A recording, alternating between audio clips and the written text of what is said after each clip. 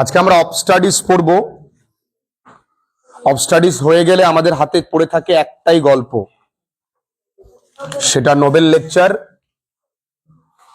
Of স্টাডিজটা অত্যন্ত ভালো করে পড়তে হবে, সবাই মন দিয়ে শুনবে। কেউ যদি আমার সামনে বসে কথা বলে তাকে বের করে দেবো।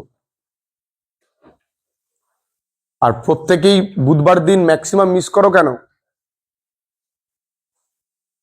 ঘুম পায়। বুধবারে এবার থেকে 6টায় পড়া, বুধবার 6টায় পড়া। এবার থেকে ওয়েল ডিসিপ্লিনড হতে হবে। কিসের শীতকাল? বুধবার আমি রাইট 6টায় শুরু করব, ঊর্ধ্বে 6:30, এর বেশি হবে না। কোন রকম কোন এক্সকিউজেস কিন্তু আমি শুনবো না। যারা দূর থেকে আসে তাদের 2-5 মিনিট আমি কনসিডার করবই, সে বিষয়ে চাপ নেই। কিন্তু বুধবার দিন ম্যাক্সিমাম মিস, আর যে বুধবার দিন টানা 2 দিন মিস করবে তাকে কিন্তু রোববারে ক্লাস করতে দেবো না। আমায় জানাও তোমার প্রবলেম কি। তুমি সিলেবাসের তো কিছুই জানো না, তাই না? তা যাই হোক, আমরা আজকে অফ স্টাডিজ পড়বো।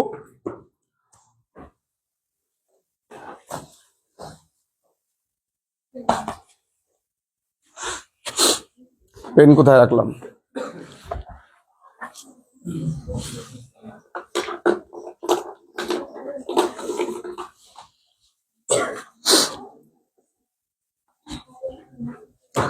আচ্ছা, আমরা শুধু বই পড়লে ভালো রেজাল্ট হয় না।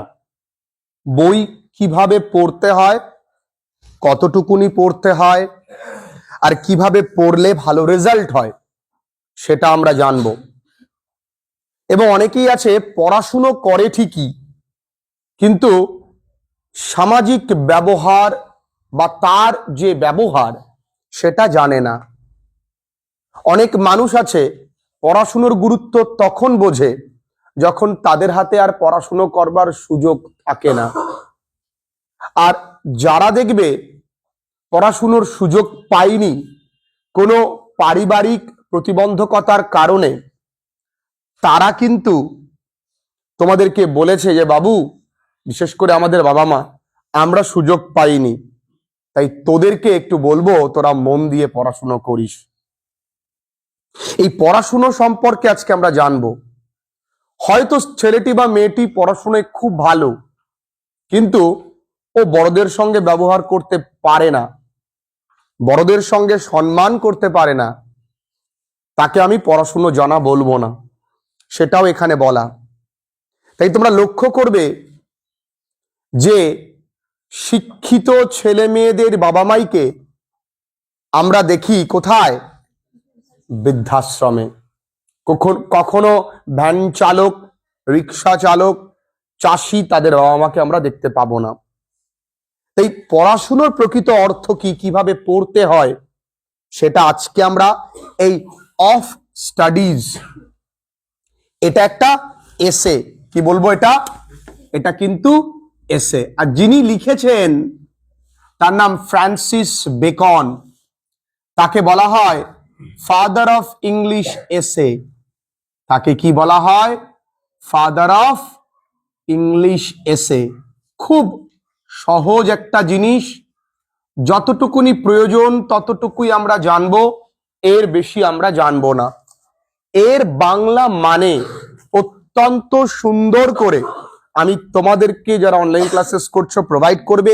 এবং এইটা যে সবার জন্য, যারা ইউটিউব থেকে দেখছো সবার জন্য এই বাংলা মানেটা আমি প্রোভাইড করব ফ্রি অফ কস্ট। একটু শুনে নি। এই এসেটাকে আমরা কয়েকটা ভাগে ভাগ করেছি এবং প্রত্যেকটা ভাগের বাংলা মানে করে আমি দিয়েছি। তাই সুন্দর করে এসেটা শোনো। দেখো, তাহলে এটা এই এসেটার নাম কি বললাম? এটা এসে, নাম কি? Of studies, written by Francis Bacon. Francis বেকনের জন্ম 1561 সালে। তার মৃত্যু তোমাদের বইতে দেওয়া 1625, কিন্তু নয়, তার মৃত্যু 1626 সালে। দেখো 1561 সালে তার জন্ম, তার মৃত্যু 1626 এবং তার জন্মস্থান ইংল্যান্ড। তার মৃত্যুস্থানও কিন্তু ইংল্যান্ডে। তিনি ছোটবেলায় ইল হেলথের কারণে অসুস্থ ছিলেন, তাই তিনি স্কুলে যেতে পারেননি। তাই প্রাইভেট টিউশনের আন্ডারে তিনি কিন্তু পড়াশোনা করতেন। 1561 তখনও প্রাইভেট টিউশনের গুরুত্ব ছিল, আজও আছে, আগামী দিনে আরো বাড়বে। এবং তিনি যেই রোগে মারা যায় সেই রোগটির নাম নিউমোনিয়া। আচ্ছা, কেউ আমাকে বানান বলতে পারবে নিউমোনিয়া? নিউমোনিয়া, এর আগে একটা পি বসিয়ে দাও। নিউমোনিয়া, প্রত্যেকটা জায়গা বানান ইংরেজির শুদ্ধ করতে হবে। তাহলে নিউমোনিয়া রোগে তিনি কিন্তু মারা যায়। তার বিখ্যাত লেখা নোভাম অর্গানাম, ড্রিমাম ঐক্যপাম, এটা নয়, নোভাম অর্গানাম, তার বিখ্যাত লেখা নোভাম অর্গানাম, যেই লেখার জন্য তিনি ওয়ার্ল্ড ওয়াইড রেকগনিশন পেয়েছেন। এই নোভাম মানে নিউ, আর এই অর্গানাম মানে টুলস বা টুল, নতুন যন্ত্র। তার বিখ্যাত লেখা কি? নোভাম অর্গানাম। তাহলে আমরা মোটামুটি ফ্রান্সিস বেকন সম্পর্কে এতটুকু জানি, তবে আরেকটু জানি, তিনি কিন্তু একজন মাল্টিফেসেটেড বা ফেসেটেড, তিনি মাল্টিফেসেটেড একটা মানুষ। মাল্টিফেসেটেড মানে বহুমুখী প্রতিভা। বহুমুখী প্রতিভা মানে তিনি একাধারে লয়ার ছিলেন, তিনি ছিলেন স্টেটসম্যান। ও বাবু, স্টেটসম্যান মানে কি? স্টেটসম্যান মানে তিনি একজন রাজনৈতিক ব্যক্তি ছিলেন, রাষ্ট্রনায়ক। হি ওয়াজ ইন পলিটিক্স, এবং তিনি রানী এলিজাবেথের সঙ্গে যুক্তি তর্ক বা তর্ক বিতর্ক করেছিলেন বলে তাকে কিন্তু জেল হেফাজতেও থাকতে হয়েছিল। এমন ব্যক্তি, তিনি এতগুলো জিনিস লেখালেখি করেছেন। তিনি একসঙ্গে, একটু অফ স্টাডি সম্পর্কে জানি, তিনি একসঙ্গে 10টি এসে লিখেছিলেন একসাথে। তার মধ্যে প্রথম এসে অফ স্টাডি, এরপরে অফ ট্রাভেল, এরপরে অফ ডিসকোর্স, এরকম প্রচুর আছে, যেগুলো বর্ধমান ইউনিভার্সিটির ফার্স্ট সেমে হয়তো অফ ডিসকোর্স রয়েছে। তা দেখো, এই যে 10টা লিখেছেন, তার মধ্যে প্রথম একটা একসঙ্গে, কিন্তু টোটাল জীবনে তিনি 50টি এসে লিখেছেন, এবং প্রত্যেকটা এসে কিন্তু অফ দিয়ে শুরু। এটা লক্ষণীয় জিনিস। প্রত্যেকটা এসে অফ স্টাডি, অফ ট্রাভেল, প্রত্যেকটা এসে কিন্তু অফ দিয়ে শুরু। যদিও আমরা উচ্চারণটা অফ অফ করছি, এর উচ্চারণ কিন্তু অব, নট অফ। অফ মানে তো এইটা, ও ডবল এফ, এটা অব স্টাডিজ, অব ট্রাভেল। ঠিক আছে, ভালো করে বুঝবে।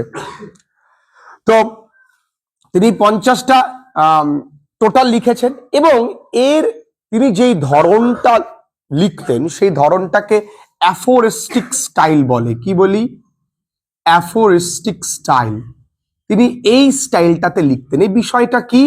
দেখো, অ্যাফোরিস্টিক স্টাইল মানে অল্প লেখা, লেখাটা অল্প, কিন্তু এর সিগনিফিকেন্স, এর গুরুত্ব অনেক। যদি বললাম, বা হয়তো লিখেছে একরকম, মানেটা অনেক। ধরো আমি বললাম pen is mightier than sword, মানে পেন তরবারির থেকে শক্তিশালী। এর মানেটা কিন্তু আক্ষরিক অর্থে একরকম, কিন্তু এর মিনিং অনেক বড়। তাই জন্য বলা হয় অ্যাফোরিস্টিক স্টাইলে তিনি লিখতেন। এই অফ স্টাডিজ এবং ফ্রান্সিস বেকন সম্পর্কে এতটুকু জানলে আর জানবার প্রয়োজন নেই। এবার প্রত্যেকটা আমি যেখানে যেখানে যতটুকু ভাঙতে বলবো, গল্পটাকে, এসেটাকে তোমরা ভাঙবে, সেভাবে বুঝবে। চলো আমরা পড়ি। দেখো, of studies, Francis Bacon. Studies serve for delight, for ornament and for ability. বলছে পড়াশুনো আমাদেরকে প্রদান করে, সার্ভ আনন্দ, অর্নামেন্ট মানে শোভা, প্রত্যেকটা শব্দ লিখে নেবে, অর্নামেন্ট মানে শোভা, অ্যান্ড ফর এবিলিটি, এবিলিটি মানে সক্ষমতা। মন দিয়ে শুনবে, ভালো লাগবে। এবার আমি আনন্দটা বুঝলাম, কিন্তু শোভা, অর্নামেন্টটা কি আমরা বুঝবো পরের লাইনে। সক্ষমতাটা কিভাবে আমরা বুঝবো পরের লাইনে। দেয়ার চিফ, এই দেয়ার মানে কিন্তু পড়াশুনোর কথা বলা হচ্ছে, স্টাডিজ। চিফ মানে প্রধান, ইউজ ফর ডিলাইট, তাদের প্রধান ব্যবহারটা কিসের জন্য? আনন্দ প্রদানের জন্য। ইজ ইন প্রাইভেটনেস অ্যান্ড রিটায়ারিং, কোথায় কখন পাবো আমরা আনন্দ? একাকিত্বে, প্রাইভেটনেস, আর রিটায়ারিং মানে অবসর সময়। আমরা যখন একা থাকি, নির্জনে থাকি, অবসরে থাকি, তখন বর্তমানে হয়তো আমাদের হাতে মোবাইল ফোনটা আমরা তুলে নিই, কিন্তু 1561 এবং এই এসেটা যখন পাবলিশ হয়েছিল তখন 1597, এই এসেটা কিন্তু পাবলিশ হয়েছিল 1597। সেই সময় কিন্তু একমাত্র অবসরের সঙ্গী কিন্তু ছিল বই। বাবু ভালো করে বুঝবে কিন্তু, তাই না? দেখবে এখনো কোনো নায়িকা যখন ইনস্টাগ্রামে কোনো কিছু পোস্ট করে, দেখবে তার সঙ্গে একটি বই এর ছবি কিন্তু থাকবেই, তাই না? একটা বই সুন্দর করে ছবি তুলবে, সঙ্গে কফি মগ বা কোনো একটা ড্রিঙ্ক, সুন্দর ছবি, তার স্টেটাসটাকে আপরাইট রাখে, তাই না? আর আমরা কোথাও গেলে আগে কি খাচ্ছি, গান্ডে পিন্ডে গিলছি, সেটাকে স্টেটাসে দিই। তাহলে অ্যান্ড ফর অর্নামেন্ট, আর ফর অর্নামেন্ট মানে অলংকারটা কি বা শোভাটা কি? ইজ ইন ডিসকোর্স, ডিসকোর্স মানে কনভারসেশন, কথোপকথন, আলাপ আলোচনা বা ওরেশন। আমরা যে কথা বলি, এটা প্রমাণ পায় তুমি কতটা শিক্ষিত, কতটা পড়াশুনো জানো। মঞ্চে যখন কেউ কোনো বক্তব্য রাখে, আজ পৌষ পার্বণ, আমরা প্রত্যেকে এইখানে সমবেত হয়েছি এই মেলাটিকে সাদরে গ্রহণ করব বলে। আপনারা আসুন, মেলা দেখুন, এটা শিক্ষিত লোকের। আর একটু যদি আমরা অন্যদিকে যাই, আজ আমরা মেলায় এসেছি, গুতোগুতি করবেন না।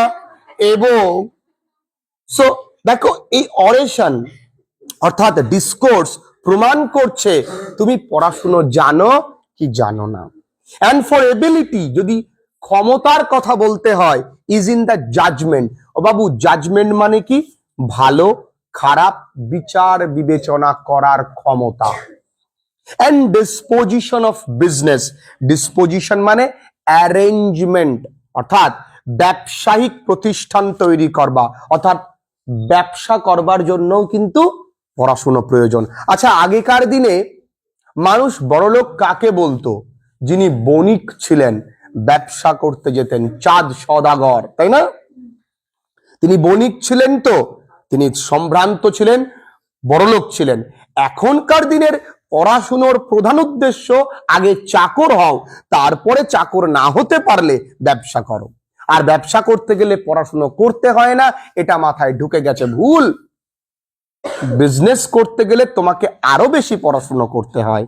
বুঝতে পেরেছো? তাহলে তিনটে ক্ষেত্রে পড়াশুনোর কিন্তু গুরুত্ব রয়েছে, ভালো করে বুঝবে। For expert main can execute and perhaps judge of particulars one by one.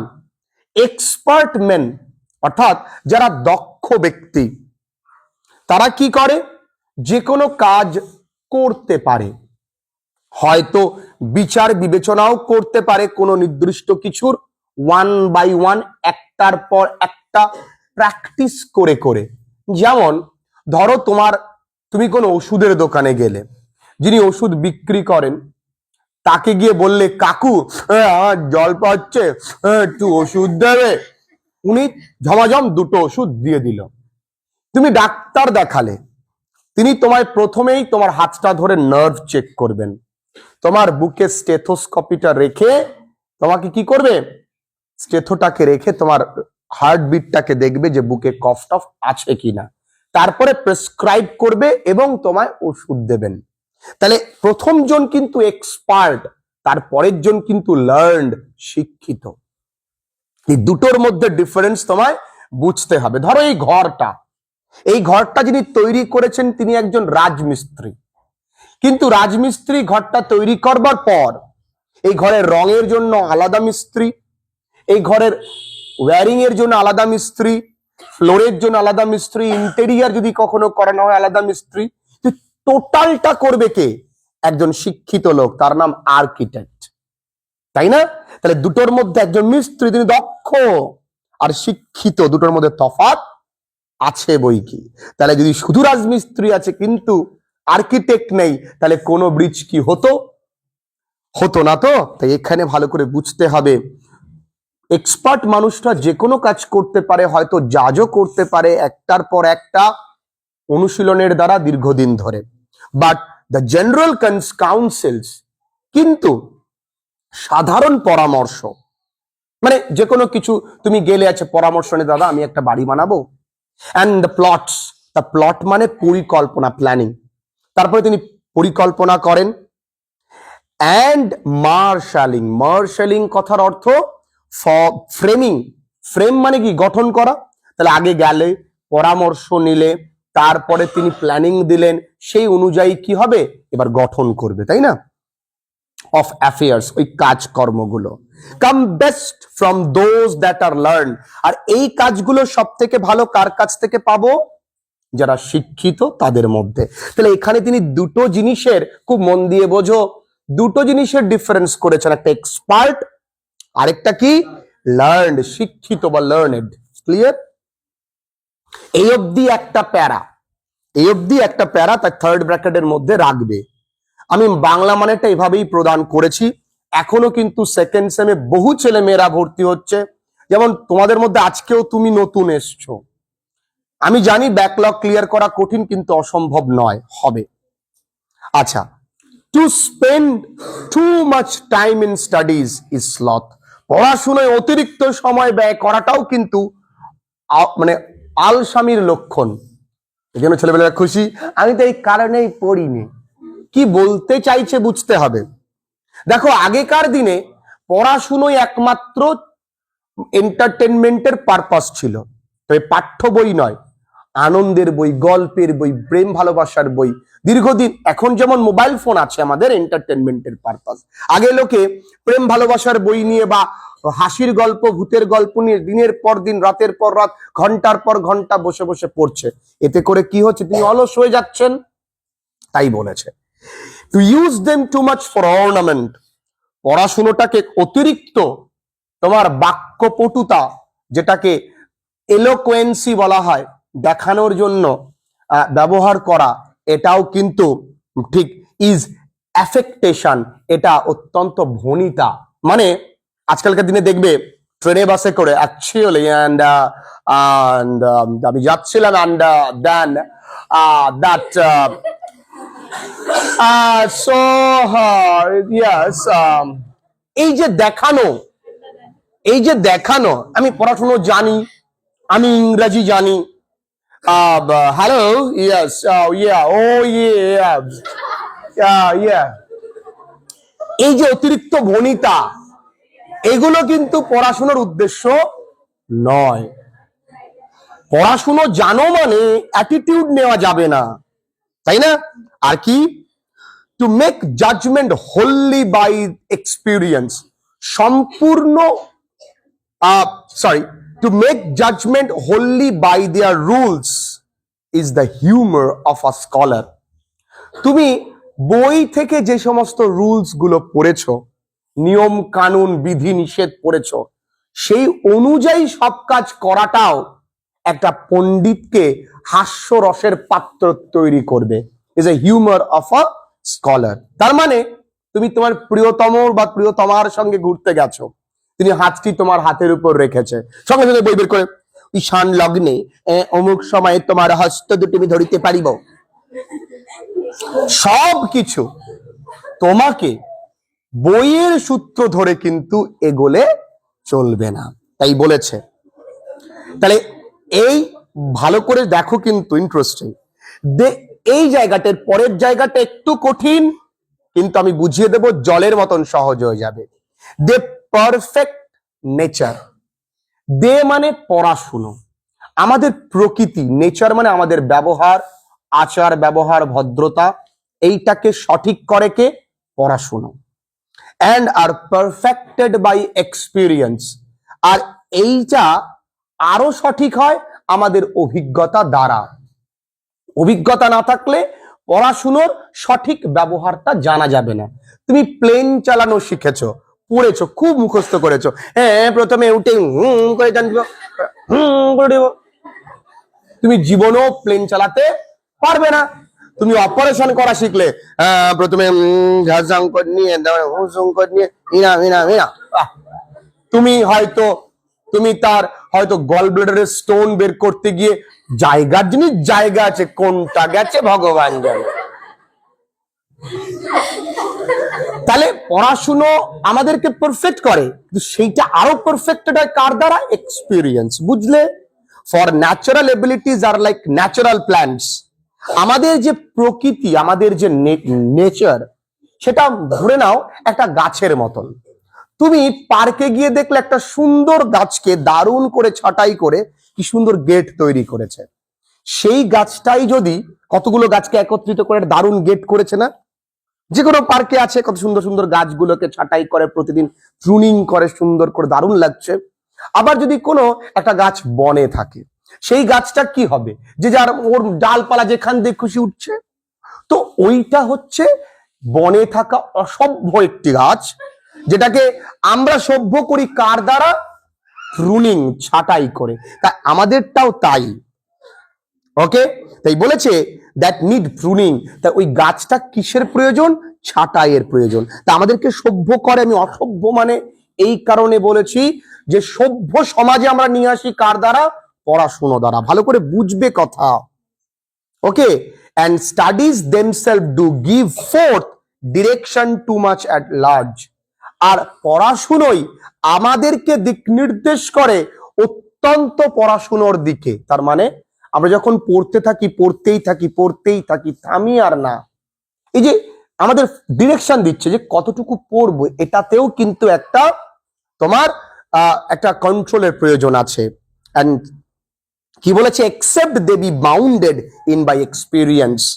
তাই ওই পড়াশুনোটাকে বাঁধতে হবে। বাউন্ড মানে বাধা। কোথায়?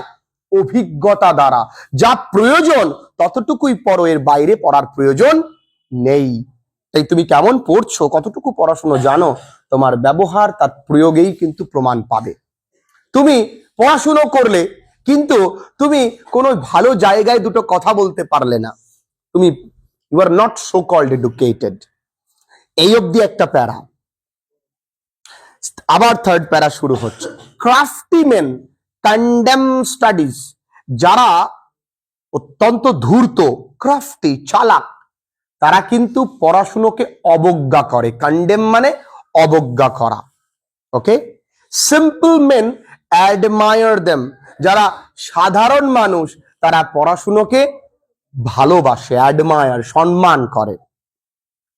and wise men use them। আর যারা জ্ঞানী লোক তারা পড়াশুনোকে ব্যবহার করে। for they teach not their own use। কারণ দে মানে পড়াশুনো কিন্তু আমাদেরকে শেখায়, কিন্তু তার ব্যবহার কি শেখায়?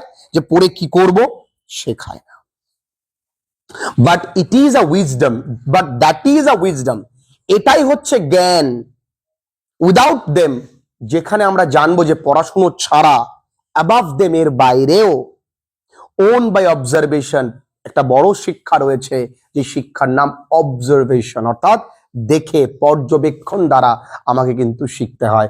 যদি কেউ অপারেশন শিখতে চায়, তাকে কিন্তু অবজার্ভ করতে হবে ভালো করে, কি করে তিনি কাজ করছেন।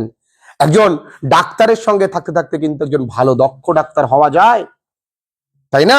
লিওনার্দো দা ভিঞ্চির সঙ্গে তার যে ড্রাইভার ছিল, তিনি একজন ভালো চিত্রশিল্পী ছিলেন। কেন? তাকে দেখে দেখে তিনি অবজার্ভ করে করে শিখেছেন। পুরোটাই অবজারভেশনের খেলা। এবার এই অবধি একটা প্যারা হলো। এবার আসি যে আমরা কেন পড়াশুনো, বা আমরা কিভাবে পড়াশুনো করব দেখব। Read not to contradict. বলছে পড়াশুনো করো, কন্ট্রাডিক্ট মানে বিরোধিতা করতে করো না। অ্যান্ড কনফিউট, কাউকে ভুল ধরতে করো না। আমরা যারা একটু পড়াশুনো জানি, তুমি কি জানো, এরকম ব্যাপার, কাউকে ভুল ধরবার জন্য জানি, এটা করো না। এটা বর্তমান শিক্ষিত সমাজের একটা বড় সড় অংশের একটা ব্যামো। কাউকে ভুল ধরতে পারলে নিজেকে যে কি ভালো প্রমাণ করা যায়, এবং তারা ফেসবুক জ্ঞানী, ইনস্টাগ্রাম জ্ঞানী, এবং তুমি বলতে পারো ইউটিউব জ্ঞানী। Not to believe and take for granted, সব কিছু বিশ্বাস করো না, সবকিছুকে গ্রহণ করো না অন্ধের মতন। টেক ফর গ্রান্টেড মানে অন্ধের মতন, সবকিছু বিশ্বাস করবে না। Not to find talk and discourse, সবসময় নিজের পাণ্ডিত্য জাহিরের জন্য সমস্ত আলোচনার মধ্যে নিজের নাকটা গলিও না। That to weigh but to weigh মানে কি? মূল্য নির্ধারণ, তাই না?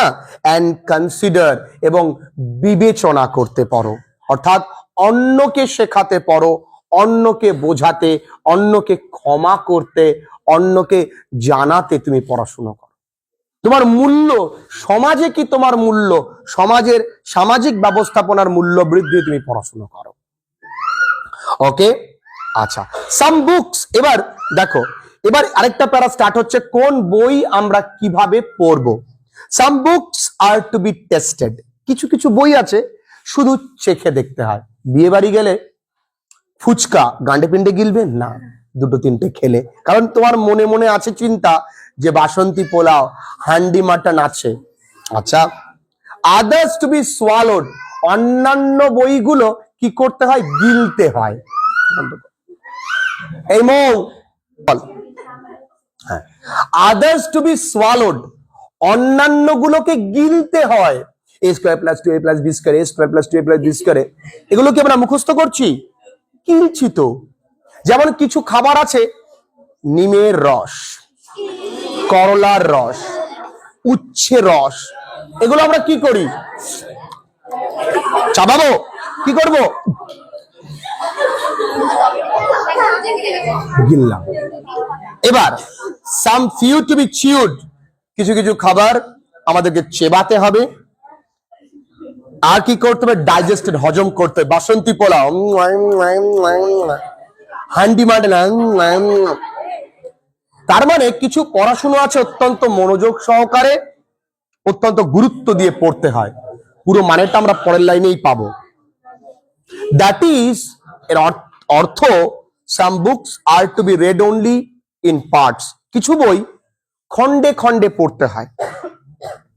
Others to be read but not curiously, অন্যান্য বইগুলো পড়ো কিন্তু অতটা আগ্রহ নিয়ে নয়। and some few to be read wholly, কোনো কোনো বই আছে পুরোটা পড়তে হবে। and with diligence, diligence মানে অত্যন্ত পরিশ্রম করে। diligence is the mother of good luck, একটা ফ্রেজ আছে, মানে পরিশ্রমী ভাগ্যের চাবিকাঠি। and attention, অত্যন্ত মনোযোগ সহকারে কিছু কিছু বই কিন্তু পড়তে হয়। আবার কিছু বই, some books may be read by deputy, কিছু কিছু বই আছে তুমি তোমার সহকারীকে দিয়ে পড়িয়ে নিলে। যেমন ধরো আমরা ভাগবত পাঠ শুনতে যাই না, কেউ পড়ছেন আমরা শুনছি, এটা ডেপিউটি না? তিনি পড়ছেন, আমরা কি করছি? শুনছি। তো এটা তুমি তো পুরো বইটা পড়লে না, তবুও তো কাজ হলো। আর কি? Extracts made of them by others, আর ওই একটা এত বড় বইয়ের সার সংক্ষেপ তুমি বের করে নিলে কাউকে দিয়ে, তারপরে পড়লে একই ব্যাপার। আমরা ম্যাকবেথ পুরোটা পড়েছি, আমরা সার সংক্ষেপ পড়েছি, ভালো লেগেছে। তাহলে যদি পুরো পড়তাম স্কুলের মতন ঘুমোতে, তাই তো, তাই এখানে এই হয়েছে। But that would be only in the less important argument and the meaner of books, আর সেগুলো কিন্তু কম গুরুত্বপূর্ণ বইয়ের ক্ষেত্রেই বলবো। তুমি ফিজিক্সের বই সার সংক্ষেপ করে পড়ো, তোমার রেজাল্ট তো 80 থেকে 8 হবে সার সংক্ষেপ করে। তুমি বায়োলজির বই সার সংক্ষেপ করে পড়ো, হবে না। যেগুলো কম গুরুত্বপূর্ণ, হয়তো তুমি পড়লে যে অটোবায়োগ্রাফি অফ আ যোগী, তুমি পড়লে, এই বইটা পুরোটা না পড়ে তুমি সার সংক্ষেপ পড়তেই পারো। সাইকোলজি অফ মানি পুরোটা না পড়ে তুমি সার সংক্ষেপটা পড়তেই পারো।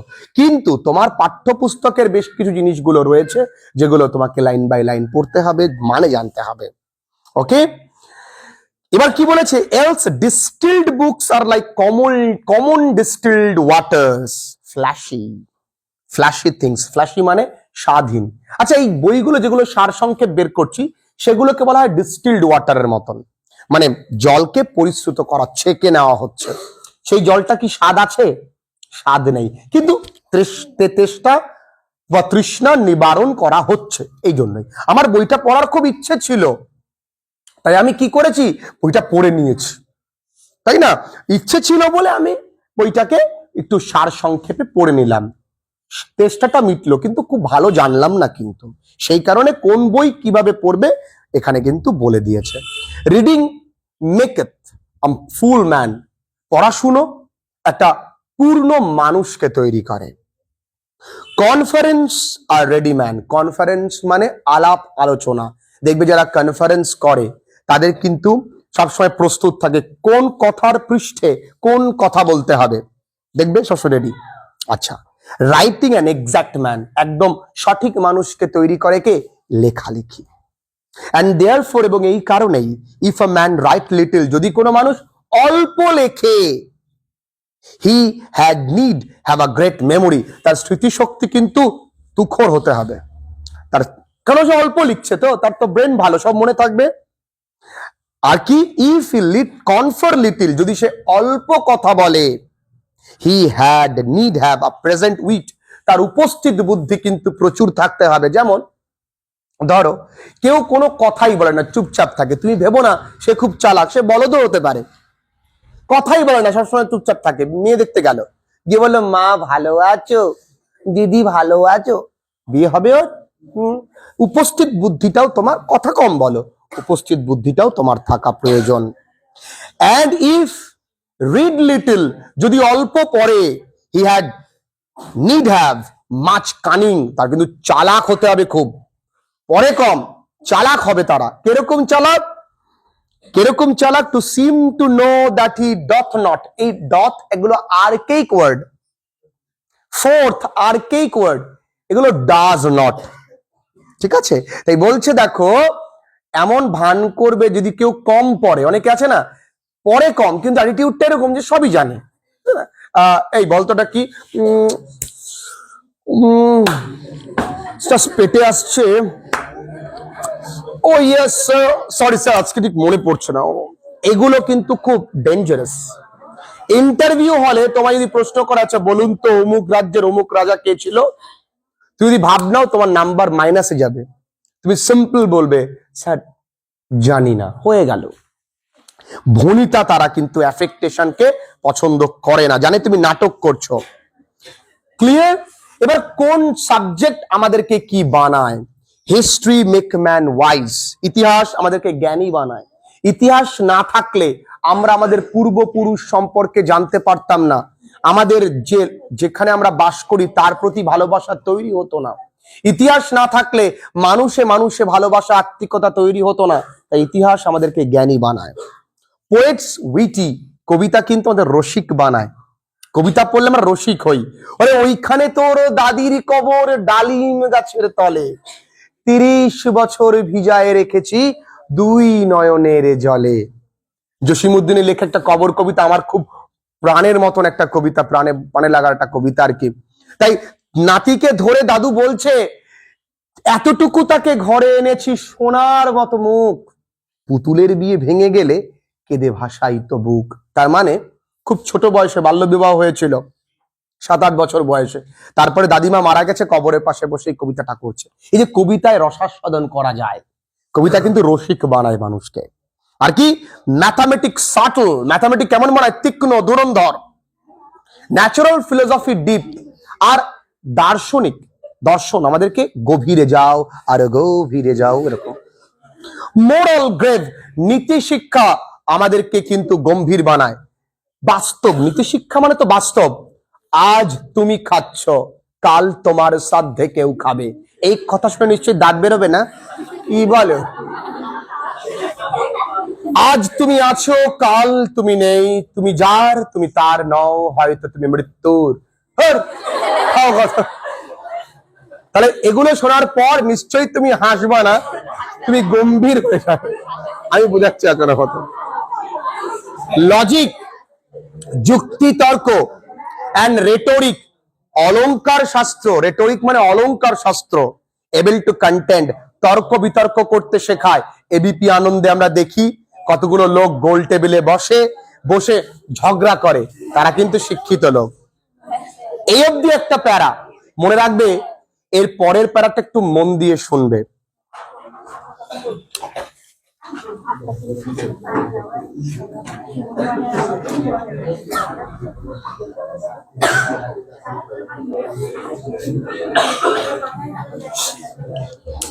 দেখো, অ্যাবিউট স্টাডিয়া ইন মোর্স, এটা একটা রোমান কবি ওভিডের লেখা হেরোডিস নামক বই থেকে নেওয়া। ভালো করে বলছি, এখান থেকে দিতে পারে কোশ্চেন, তোমাদের 2 নম্বরের প্রশ্ন গুরুত্বপূর্ণ। ওভিডের লেখা, তিনি কোভিড না বাবা, ওভিড, তিনি কোথাকার? Roman poet, Roman poet Ovid, not Covid, হ্যাঁ, ওভিডের লেখা হেরোডিস নামক গ্রন্থ থেকে এই লাইনটা লেখা, যার মানে studies pass into an influence manner. তার মানে পড়াশুনো আমাদের রোজকার জীবনের ব্যবহার, আচার আচরণকে শেপে আনে, মডিউলে আনে, আমাদের ব্যবহার, ভদ্রতা, সভ্যতাকে আকার দেয়। এটা মানেটা এইটা। এরপরে একটা গুরুত্বপূর্ণ প্যারা, যেটা শুরু হচ্ছে একটা নেগেটিভ অ্যাটিটিউড নিয়ে। নেই, না, দ্যার ইজ নো স্টোন, এখানে স্টোন মানে বাধা, কোনো বাধা নেই। আর ইম্পেডিমেন্ট, কোনো প্রতিবন্ধকতা নেই, ইম্পেডিমেন্ট মানে প্রতিবন্ধকতা। ইন দ্য উইট, বলছে আমাদের মেধায় বা বুদ্ধিতে, আমাদের মানসিক কোন রকম কোন রোগ এমন নেই, but may be wrought out by fit studies, যা রট আউট মানে সারিয়ে তোলা, যা পড়াশুনো দ্বারা সারিয়ে তোলা যায় না। এখানে তিনি পড়াশুনোর সঙ্গে মানসিক রোগের গুরুত্বটা আলোচনা করেছেন। মানে মনের এমন কোনো সমস্যা নেই যা পড়াশুনো দ্বারা সারানো যাবে না। আচ্ছা বলো তো, তোমার মন খুব খারাপ, তুমি ভালো নেই, তোমার মন, সে ছেড়ে চলে গেছে, তুমি সেই সময় কিন্তু সেই রকমই গান শুনবে, বোঝে না সে বোঝে না, শুনলে। কিন্তু সেই মুহূর্তে যদি তুমি, তোমার বন্ধু গান চালিয়ে দেয়, আজ কি পার্টি মেরি, তোমার মন কিন্তু আর দুঃখ করতে পারবে না। তাই সমস্ত ইমোশন একটা ওষুধ আছে, আছে তো, তখন তুমি গান করলে আজ কি, তাই ভালো করে বোঝো।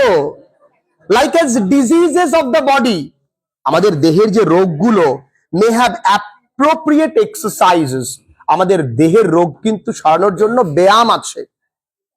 যেমন bowling is good for stone, bowling একটা ব্যায়াম, এই ব্যায়ামটা ওই পাথর হয়, পাথরের জন্য গুরুত্বপূর্ণ।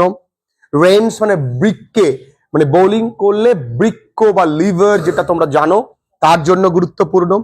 শুটিং ফর লাংস, শুটিং মানে তীর ধনুক, কিন্তু সেটা আমার লাংস হেলথের জন্য ভালো, এবং ব্রেস্ট মানে হার্ট হেলথের জন্য ভালো।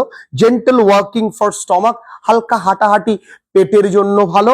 রাইডিং ফর দ্য হেড, ঘোড়ার যে গাড়ি চালায় সবাই, সেটা কিন্তু মস্তিষ্কের জন্য ভালো। অ্যান্ড লাইক, দেখো বিভিন্ন ব্যায়াম, বিভিন্ন কার্যকলাপ শরীরের নানা রকম রোগের জন্য কিন্তু আছে।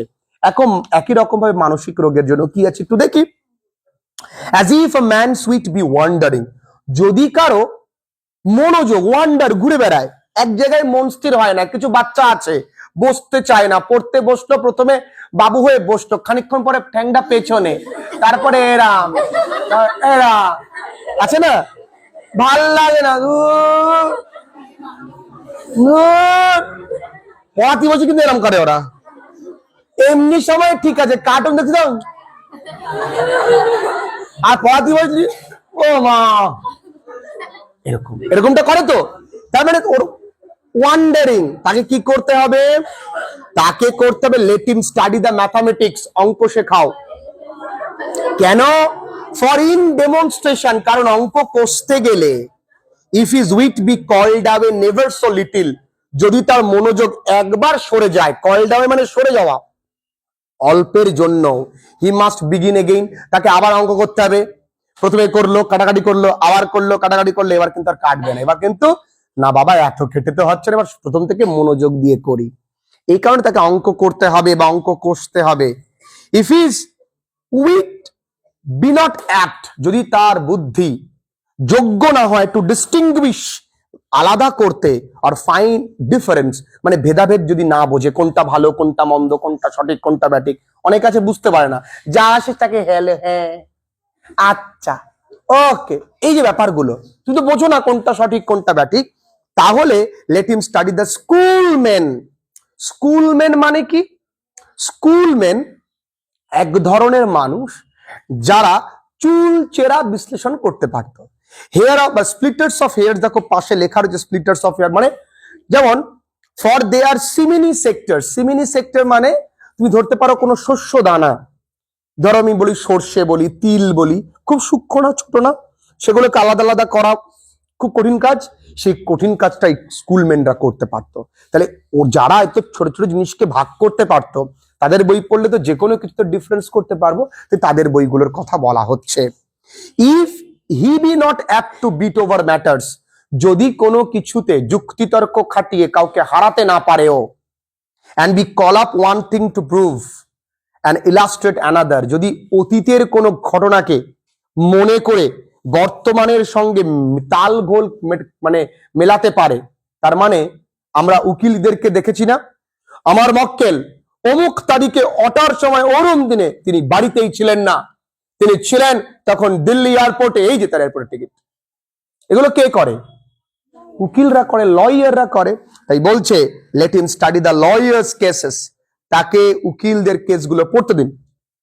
So every defect of the mind may have a special receipt, not receipt, receipt.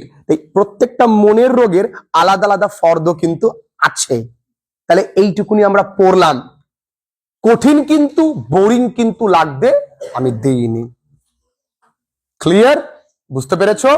ব্যাস, তাহলে অফ স্টাডিজ নিয়ে কোনো সমস্যা নেই। এর বাংলা মানে আমি তোমাদের প্রোভাইড করব, আমি আজকেই গ্রুপে দেব, যাদের কাছে মোবাইল ফোন আছে তারা দেখে নাও।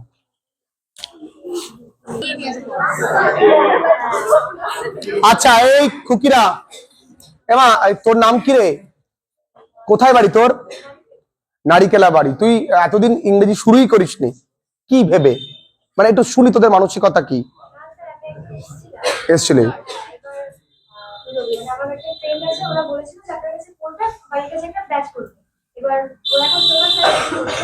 মানে আরো একটা ব্যাচ করবে, আরো ব্যাচ? আসো।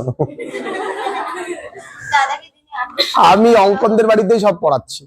আচ্ছা ঠিক আছে, এই যে মাঝে যে আমার এতগুলো সময় নষ্ট হয়ে গেল, আমার সিলেবাস প্রায় কমপ্লিট, কি আমার একটা মাত্র নোবেল লেকচার বাকি রয়েছে, তাহলে এতটা ব্রেকআপ দিতে হবে কিন্তু, ঠিক আছে? আচ্ছা, আমরা আজকে জিমি ভ্যালেন্টাইনের 4 দাগের প্রশ্নটা পড়বো। একটু মন দিয়ে শুনবো আব্বা, বের করো একটুখানি। হ্যাঁ, এই যে খুব চালাক নিজেকে মনে করো তুমি, বাঁশ খাবা, বাঁশ আসছে। In the how does O Henry establish, এখানে established হবে না, হবে establish, ইডি মুছে দেবে। A contrast between Jimmy Valentine and Ralph D. Spencer, Ralph D Spencer আর জিমি ভ্যালেন্টাইনের মধ্যে কি করে পার্থক্যটাকে তৈরি করেছেন। হেলান দেবে না, টিম হেলানি। Do you think Valentine has really been changed? তুমি কি মনে করো যে ভ্যালেন্টাইন সত্যি বদলে গেছে? এই হেলান দিতে অন করছি তোরা, আমি খুব চালাক তুমি। না হেলান দেওয়া যাবে না, হেলান দেওয়া হয়তো খালি পুরোপুরি হাই তুলবে। How would you prove that Jimmy has really been changed? একই প্রশ্ন, অরে অরে প্রশ্ন। এর উত্তরে আমরা আজকে উত্তরটা লিখব। খুশি? জানি খুশি না, তবু পাচ্ছে। উত্তরটা প্রথমটা শুরু করবে এইভাবে, Jimmy Valentine and Ralph D. Spencer are the two names of the same person. দুটো নাম, একই ব্যক্তির দুটো নাম, at the two different stage, মানে জীবনের দুটো আলাদা আলাদা স্তরে তাদের আলাদা আলাদা নাম।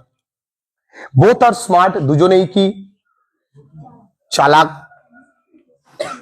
handsome and intelligent, but they are different by profession, কাজে আলাদা, and mental disposition, মানসিক ব্যবস্থাপনায় তারা কিন্তু আলাদা। এইটুকুনি লেখার পর আমরা কি করব? জিমি ভ্যালেন্টাইন থেকে ফিনিক্স থেকে একটা ব্রড কোশ্চেন লেখানো হয়েছিল 2 দাগে, বের করো সেটা, বের করো। এইটা নয়, আমি হাতে লিখিয়ে দিয়েছি। দাও আমাকে দাও।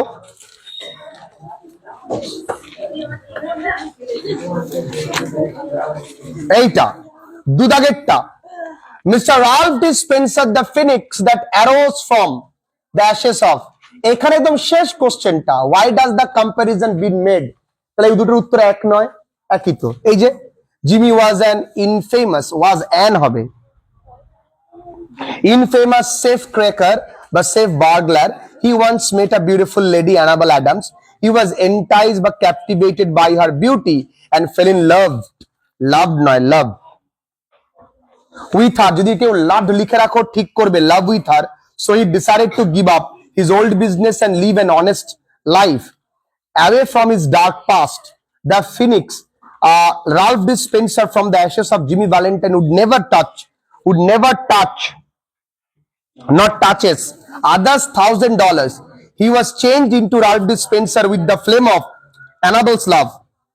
Thus this comparison has been made. এই কারণে কম্পারিজনটা তৈরি হয়েছিল।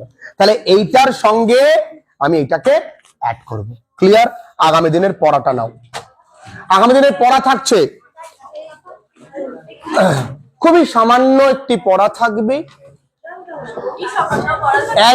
স্টিলার রাইস থেকে 16টা এসএ কিউ, আজকে যেটা ছিল সেটা আবার থাকছে, তাহলে তো তোমাদের মুখস্থ চাপ নেই।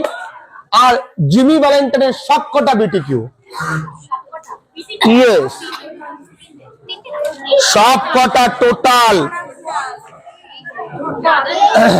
আবার বলবো, জিমি ভ্যালেন্টাইন থেকে সবকটা বিটি কিউ লিখতে দেবো একটা, ঠিক আছে?